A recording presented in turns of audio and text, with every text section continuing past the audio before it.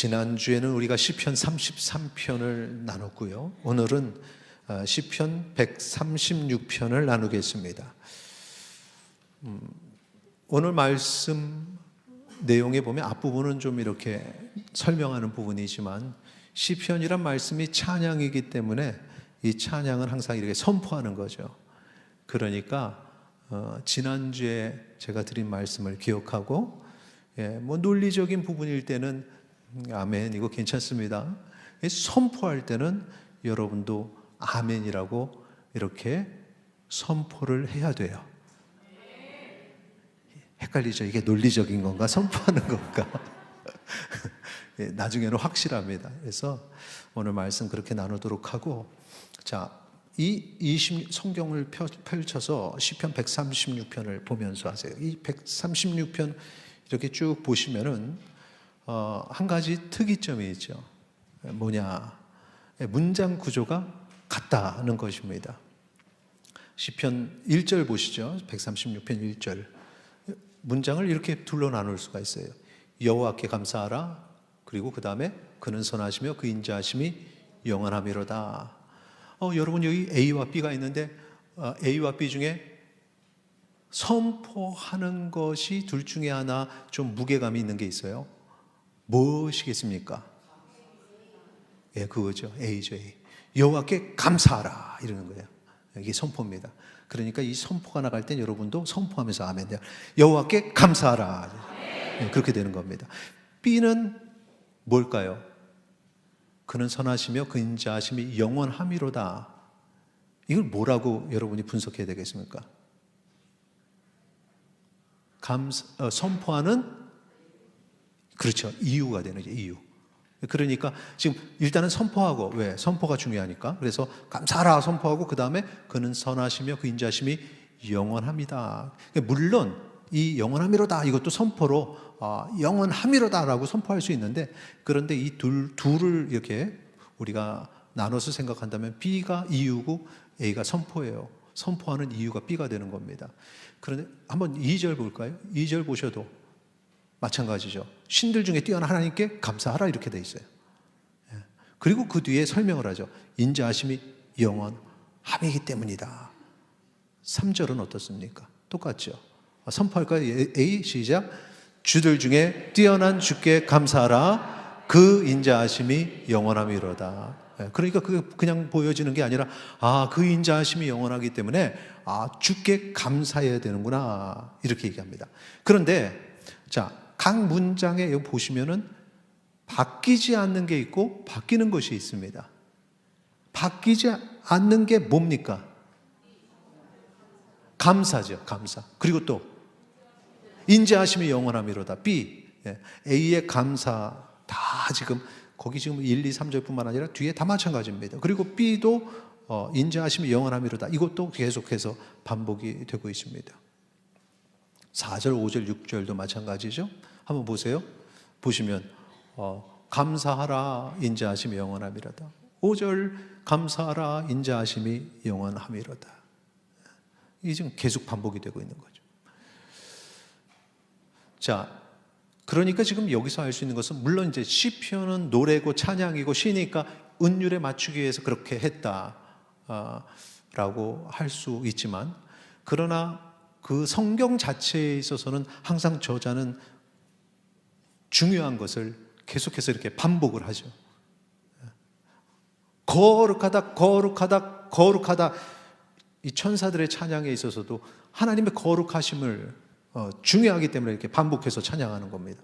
그러니까 여기서도 그렇게 반복하는 것이 감사해야 된다, 감사하라, 이게 중요하다는 거죠. 왜? 하나님의 그 인자하심이 영원하기 때문에 이게 중요한 겁니다. 아주 중요하다는 거죠. 그러면 우리가 감사가 그냥 해야 되니까 하는 게 아니라 이 마음속에서 우러나오는 감사를 하려면 무엇을 알아야 되느냐? 하나님의 인자하심을 알아야 됩니다. 하나님의 인자하심. 여러분 여기서 말하는 인자하심이 무엇입니까? 인자하심이 뭘까요? 인자하다. 이게 뭡니까? 여러 가지 이제 답이 나올 수 있습니다. 그냥 우리의 생각을 가지고 이제 우리가 그냥 일반적인 한국인의 생각, 인자한 어떤 사람의 이미지를 그리라고 하면은 특정인을 말하지 마세요. 아까 일부에 보니까 목사님이요 그러더라고요. 야, 그분은 사회생활을 참 잘하시는 분이지만 그러니까 어떤 분은 더 하나님이요. 아니 하나님이 인자하시다고 했는데 그걸 묻는 게 아니라 자 어떤 이거 부류라고 하긴 그렇고 누가 어떤 이미지가 생각납니까? 인자하시다 그러면 어떤 사람이 생각납니까? 아니 구체적인 거. 할아버지. 목소리가 감사합니다. 그 답을 원했는데 우리는 인자하다 그러면 할아버지예요. 인자한 할아버지.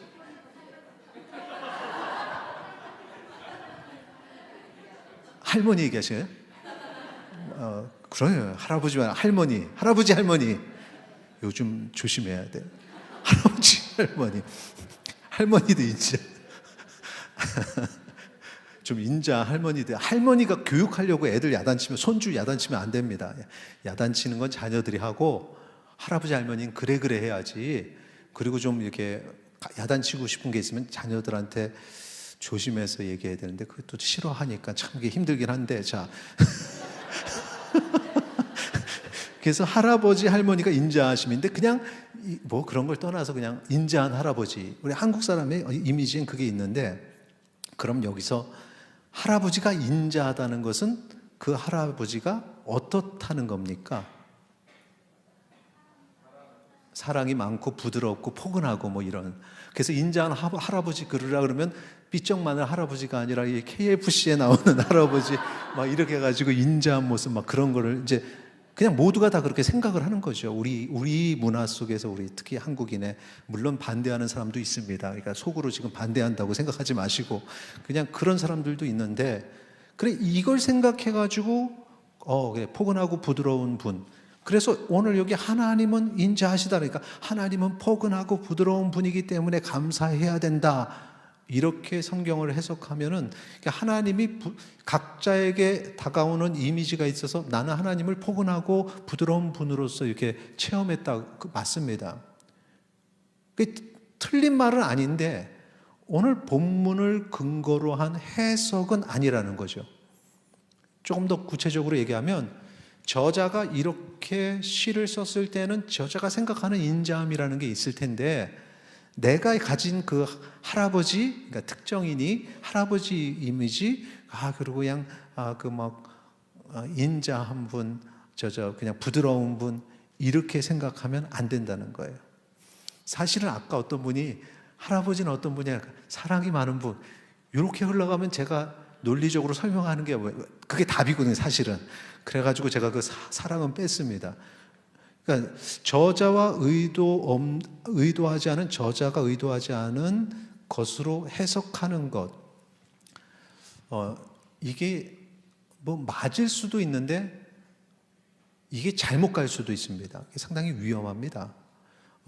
성경을 해석하는 데 있어서 이런 것을 이제 뭐라고 얘기하냐면 알레고리칼하다, 알레고리적으로 해석한다 이렇게 얘기하는데 원래 성경 해석에 있어서 알레고리는 그냥 눈에 보여지는 문자 텍스트 중심에서 뭔가 그 속에 무언가를 의미를 찾으려는 그런 건데 그 의미 자체가 저자의 의도와는 상관없는 걸로 이게 흘러가는 거죠. 그러니까 알레고리적으로 해석한다 그럴 때는 고개는 갸우뚱하지만 그래도 그건 잘못된 게 아닙니다. 그런데 알레고리적으로 해석한다 그러면 그거는 조금 잘못된 거예요. 저자가 원하는 건 이게 아닌데 라는 거죠. 그래서 지난번에도 말씀드렸습니다만 큐티 할 때 한 문장 가지고 그렇게 내가 받은 은혜를 가지고 얘기를 하면 그러면 이건 저자의 의도는 아닌데 그렇다고 뭐 잘못된 것도 아니고 자기가 그렇게 느꼈으니까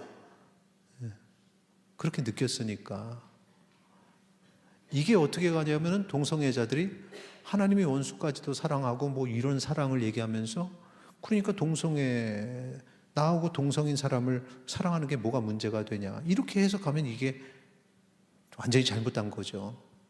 잘못된 겁니다. 그래서 여기서 우리가 지금 얘기하고자 하는 것은 이 알레고리적인 해석이 아니라 이 말씀에서는 뭐라고 얘기하느냐, 저자는 어떤 생각을 가지고 있느냐, 요거를 이제 사실 살펴볼 것인데, 그러려면 하나님이 인자하시다라는 그 인자하심이 영원함이라는 그 인자하심을 저자는 어떤 의미로 썼을까? 요거를 생각해야죠. 그래서 자꾸 원어를 보게 되는 겁니다. 히브리어를 살펴보면은 이 인자하심이 들어본 분이 있을 겁니다. 헤세드입니다. 헤세드. 그래, 헤세드다. 아, 그렇구나. 그럼 그 사전을 찾아보면 알겠네 해서 사전을 딱 찾아보면 보세요. 이렇게 많습니다. 단어 뜻이. 그러면 뭐 그의 인자하심이 처음에 욕구, desire, 뭐 물론 패션, 열정 뭐 이런 것도 있지만 하나님의 욕구가 많아서 이렇게 놓으면 안 되는 거죠. 그러니까 이 중에서도 잘 선택을 해야 되는데, 이 중에서 뭐냐 하면은 이제 그 다음에 뭘 생각하냐면, 이건 이제 신학자들의 영역에 맞춰야 됩니다. 평신도들은 못하고 성경 안에 헤세드란 단어가 어떻게 쓰였나 이제 용례를 막 찾아보는 겁니다. 찾아보니까 이 헤세드란 단어가 사람에게도 쓰였고 하나님에게도 쓰였는데, 하나님에게 쓰였을 때 보니까 이런 특징이 있네. 이 도움을 여러분은 성경 사전을 통해서 볼 수가 있습니다. 성경 사전, 비전 성경 사전에 보면은 이 단어에 대해서 이렇게 말합니다. 이 단어가 하나님에 관해서 사용될 때는 그의 백성들에 대한 언약에 기초한 불변적인 사랑을 말한다. 그러면서 이해로 신명기 미가서를 이렇게 예를 들고 있죠. 그러니까 우리 아까 그 사전에 사랑이라는 게 있는데, 그냥 사랑이 아니라 언약에 기초한 불변적인 사랑. 조용할 줄 알았습니다. 깨달아지면은 이렇게 되는데 표정이 안 바뀌고 이렇게. 그건 왜냐하면은, 자, 한번 이걸 보죠. 불변적인 사랑, 변하지 않는 사랑. 우리는 뭐라고 합니까? 우리가 이제 남녀간에도 나는 너를 향한 나의 사랑은 불변적이야 이렇게 얘기 안 해요. 그 사랑을 뭐라고 얘기하죠? Forever. 영원한 사랑.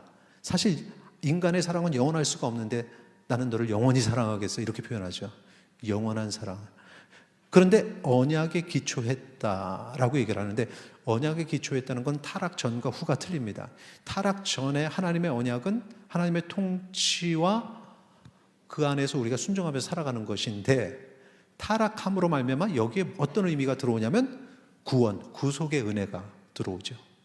그러니까 여기서 언약의 기초가 아니라면 날 구원하시는 영원한 사랑. 그러니까 하나님의 인자하심은 나를 구원하시고 나와 함께하길 원하시는 그 영원한 사랑이라는 사실을 기억하시기 바랍니다. 그걸 가지고 부드러운 할아버지 이렇게 생각하면은 너무 차이가 나는 거죠. 자, 이것을 다시 1절에 적용해 보겠습니다. 1절로 가서 여호와께 감사하라, 그는 선하시며 그 인자하심이 영원함이로다. 자, B가 원인이라 했으니까, 이유라고 했으니까, 그는 선하시며 그 구속의 사랑이 영원하기 때문에 A, 여호와께 감사하라 이겁니다. 자, 감사할 수 있습니까, 여러분? 하나님이 날 구원하시기 위해 십자가에 달려 죽으셨음을 고백하십니까? 그 십자가의 사랑 때문에 내가 죄 씻음을 받았고 사망 권세에서 구원받았음을 고백하십니까? 그런 어떤 깨달음이 있고 그 감동이 있어야 여호와께 감사할 수 있는 것입니다. 자, 이제 한번 우리가 지금 바뀌지 않는 표현 속에서 인자하심을 살펴봤고요. 이제 바뀌는 표현을 보겠습니다. 자, 다시 한번 1절로 돌아가죠. 1절 보여주세요. 1절. 여호와께 감사하라, 그는 선하시며 그 인자하심이 영원함이로다. 자, 이걸 보고 그 다음 2절로 넘어갑니다. 신들 중에 뛰어난 하나님께 감사하라, 그 인자하심이 영원함이로다. 바뀐 부분이 어느 부분입니까? 신들 중에 뛰어난 하나님. 그러니까 하나님을 수식하는 말이 달라지죠. 확인해 보죠. 3절 넘어갑니다. 같이 읽습니다. 시작. 주들 중에 뛰어난 주께 감사하라, 그 인자하심이 영원함이로다. 무엇이 바뀌었습니까? 주들 중에 뛰어난 주. 마찬가지로 하나님에 대한 수식, 하나님을 설명하는 것, 하나님을 설명하는 것. 문법적으로 영어에서는 서포트한다 그래요. 그 말이 있어서 주라는 하나님이라는 그 대상이 묘사되는 거예요.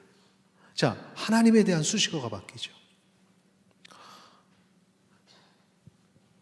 그런데 그 수식어 보면은 지금 여호와 하나님은 신줄 중에 뛰어난 분, 주들 중에 뛰어난 분 이러면서 막 설명을 한 거예요.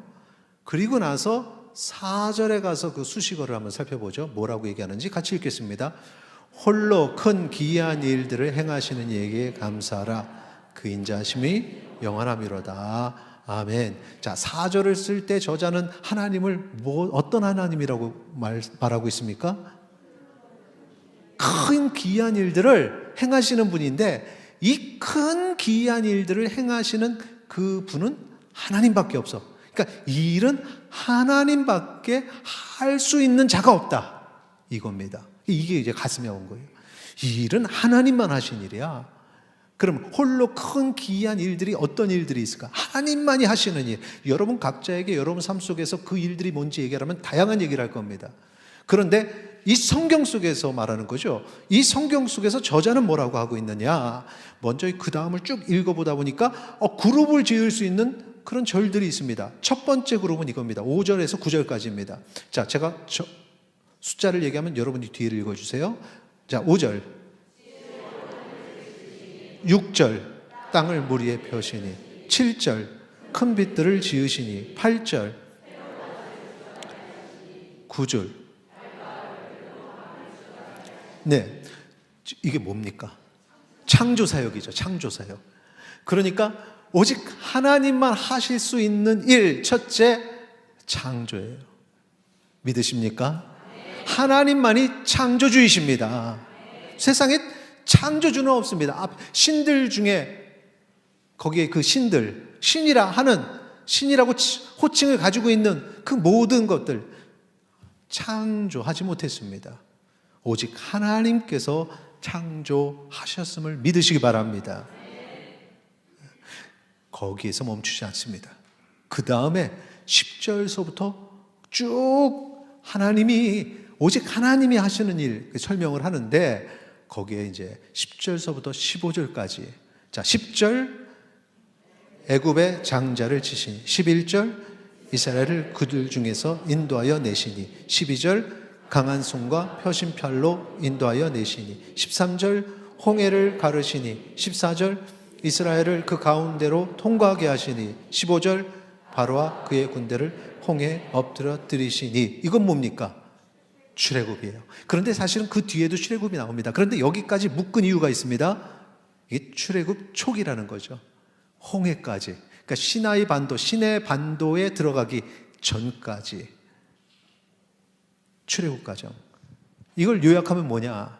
그들을 애굽이라는 나라의 포로된 삶에서 건져 주셨다라는 거예요.